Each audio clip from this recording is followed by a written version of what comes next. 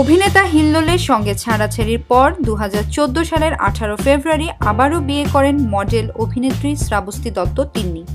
দেরিতে হলেও সামাজিক যোগাযোগ মাধ্যম ফেসবুকে স্ট্যাটাসের মাধ্যমে তিনি সবাইকে বিয়ের খবরটি দেন। তার বরের নাম আদনান হুদা সাদ।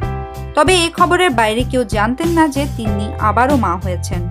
তার প্রথম কন্যা ওয়ারিশার সঙ্গে মিল রেখেই দ্বিতীয় এই মেয়ের নাম রাখা হয়েছে আরিশা। এ প্রসঙ্গে তিন্নি বলেন, ওয়ারিশার বয়স এখন 7 বছর এবং আরিশার বয়স প্রায় 1 বছর। দুই মেয়েকে নিয়েই বেশ ভালোই সময় কাটছে।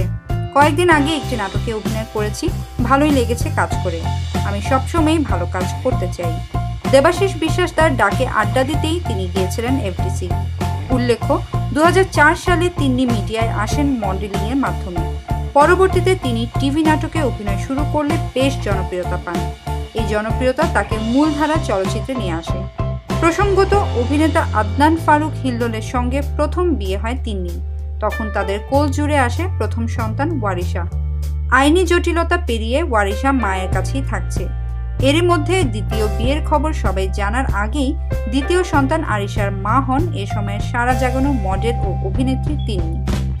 বিনোদন জগতের নিত্য নতুন খবরাখবর জানতে আমাদের চ্যানেলটি সাবস্ক্রাইব করুন। লাইক, কমেন্ট ও শেয়ার দিতে ভুলবেন না।